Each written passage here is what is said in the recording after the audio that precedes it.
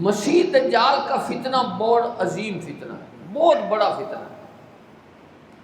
اللہ کریم اس کو خود ہی قدرت دے گا، وہ خدا ہونے کا دعویٰ کرے گا۔ مسیح دجال خدا ہونے کا دعویٰ کرے گا، اللہ اس کو اتنی قدرت دے گا کہ وہ آسمان کو کہے گا پانی برسا تو وہ برسانا شروع کر دے گا، زمین کو کہے گا سبزہ اگا دے تو وہ سبزہ اگا دے گا۔ 40 دن کے اندر پوری دنیا کا وہ چکر لگائے، لیکن مکہ اور مدینہ میں داخل نہیں ہو سکے گا۔ اللہ تعالیٰ مکہ مکرمہ کی بھی حفاظت فرمائے گا اس سے، اور مدینہ طیبہ کی بھی حفاظت فرمائے گا۔ جب وہ مدینہ طیبہ پہنچے گا، اندر داخل ہونے کی کوشش کرے گا، تو حضور نے فرمایا ہر رستے کے اوپر فرشتے کھڑے ہوں گے، اسے اندر داخل نہیں ہوں گے۔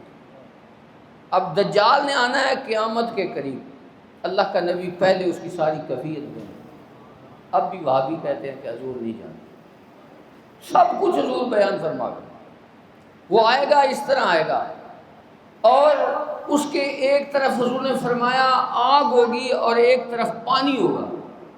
جو آگ ہوگی وہ حقیقت میں پانی ہوگا، جو پانی ہوگا وہ حقیقت میں آگ ہوگا۔ جب مدینہ کے اندر داخل نہیں ہو سکے گا تو وہ مدینہ سے باہر شوریلی زمین پر حضور نے فرمایا وہ بیٹھے گا، شوریلی زمین پر۔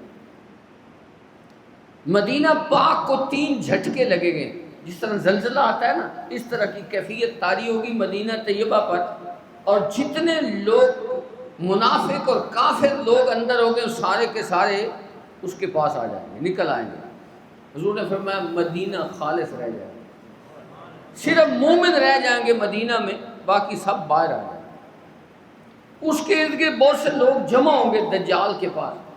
وہ کہے گا، ایک شخص آئے گا اس کے پاس، وہ کہے گا تو دجال ہے۔ اس بندہ کہے گا اس دجال کو کہ تو دجال ہے، حضور نے ہمیں بیان کیا ہے۔ حضور نے اس کی نشانی بیان کی ہے، یہ نشانی یاد رکھنا۔ حضور نے فرمایا اس کے ماتھے پہ کافر لکھا ہوا ہوگا، کافر، ایک آنکھ سے کانا ہوگا۔ حضور نے فرمایا میں اپنی امت کو وہ نشانی بیان کر کے جا رہا ہوں جو کسی نبی نے اپنی امت کو دجال کی وہ نشانی نہیں بتائی، حالانکہ ہر نبی نے اپنی امت کو دجال سے ڈرایا ہے، لیکن یہ نشانی نہیں بتائی، میں بتا رہا ہوں۔ اب جس کو انبیاء کی کلام کا پتہ نہ ہو وہ یہ کہہ سکتا ہے کہ کسی نبی نے یہ بیان نہیں فرمایا؟ اس کا مطلب ہے حضور کو سارے نبیوں کے کلام کا بھی علم تھا کہ حضور نے فرمایا کسی نبی نے یہ نشانی نہیں بتائی، اور حضور نے اس کی نشانی بیان فرمائی۔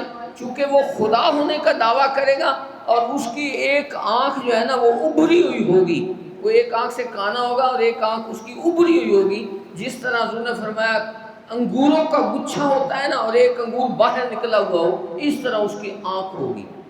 تو تم سمجھ جانا کہ جو اپنی آنکھ نہیں ٹھیک کر سکا یہ خدا کیسے ہو سکتا ہے، یہ معبود کیسے ہو سکتا ہے۔ اس لیے تم اسے سمجھ آنا، میں تمہیں نشانی ایسی بتا کر جا رہا ہوں جو اور کسی نبی نے اپنی امت کو نہیں۔ ایک بندہ آئے گا، اس کے کہے گا تو دجال ہے۔